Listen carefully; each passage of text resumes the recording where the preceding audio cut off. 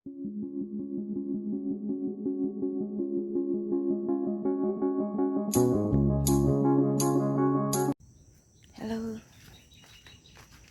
we are here. Mga tayo ng squash flower. Dami ah. Yan.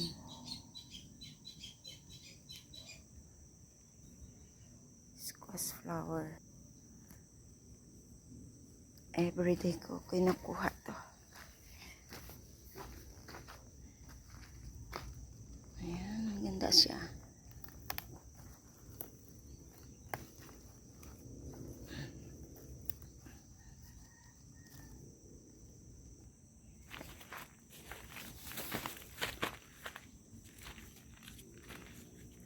Ito siya.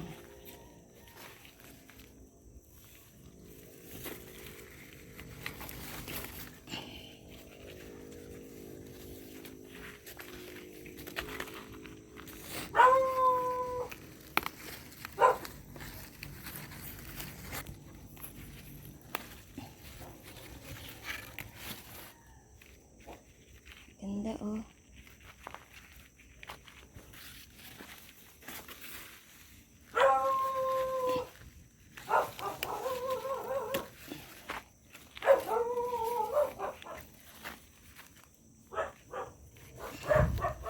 Puro ano,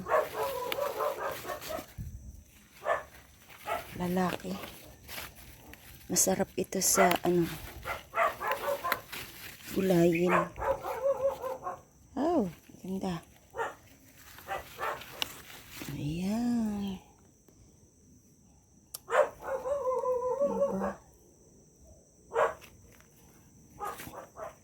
Saan ko lang muna ilagay yan. Panggulay na natin. At pupunta tayo dito. Check natin yung ginawa nating fish pond para sa tilapia.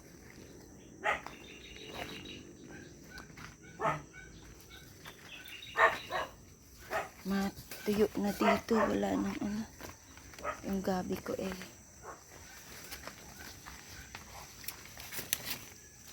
So ito na siya. Pasok tayo dito.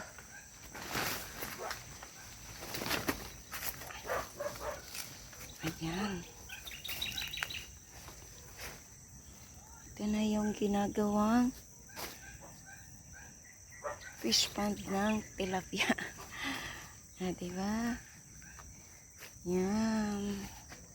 So hindi pa siya tapos. Yan. Bali, ang gagawin dito, lalagyan dito siya ng sa gitna. Yan, dito sa gitna. Naharang. Bali, dalawang division siya. Yan. Hindi pa siya tapos. Kasi matubig. Yan siya. Matubig. Yan. So, yung lupa dyan, gagawin natin pilapil hanggang doon. Yan, para pag ano ay may pilapil. Yan, hindi pa tapos. Pero ano na din siya. Malapit na. So, ang gagawin, ligyan dito siya ng pilapil para dalawa. Yan. At yung mga lupa sa gitna, ay gagawin nating pilapil para mataas. Yan. So, ito na po ang ating fish pond dito sa ating backyard. Yung mga gabi do. Yan, yan. Nandun siya sa mga gilid. Yan.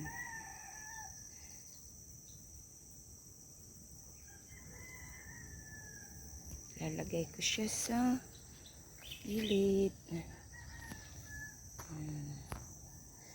Kasi ang mga gabi naman ay naandito na sa loob. Yun nga lang, ano siya. Yan, hanggang doon na siya.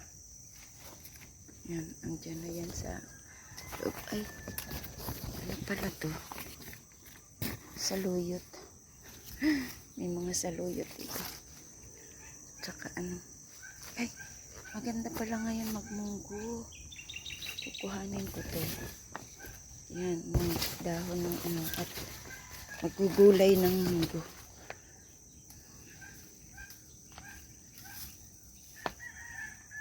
Nasira ng ano. Natuyo ng bunga.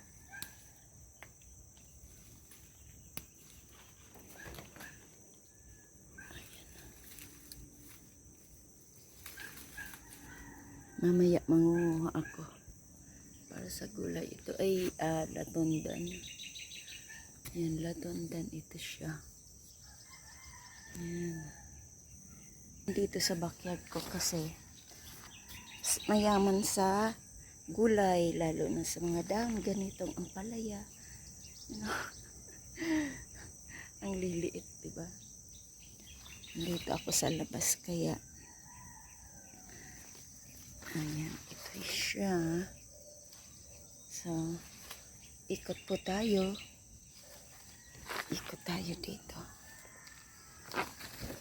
Hindi kasi ako nakasuot ng ng bota.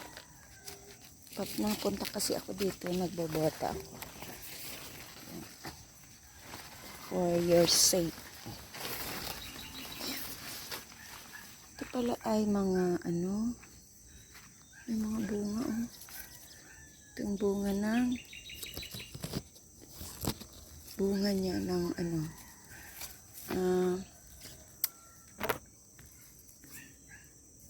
saluyot. Yan. Mga bunga siya. Pag ano yan, gulang na, bigla na lang siya parang munggo. Yan, napisik. Yan. Ito na yung aking mga gabi. Minsan, dito naglalaro ang mga aso. Kaya nagkanda putol-putol. Kumuha pala ako dito ng munggo. Ito. Kuhanin ko ang mga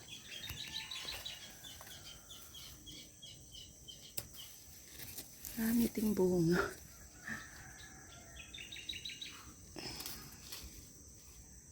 Yan. Kuha ako ng lagayan. Maraming bunga.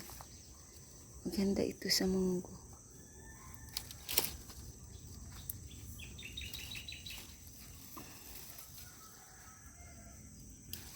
Ito yung tinatawag na wild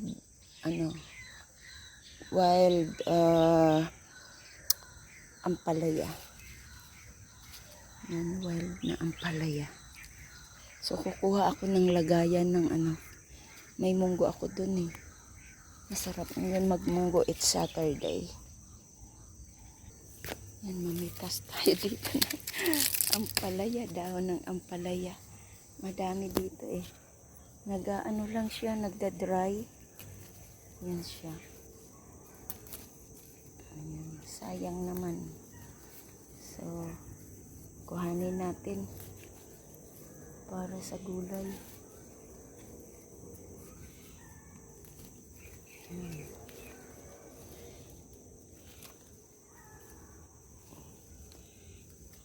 Mga gulay na masustansya.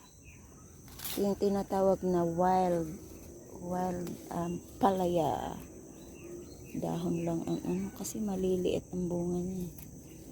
Hindi ko na yan kinukuha.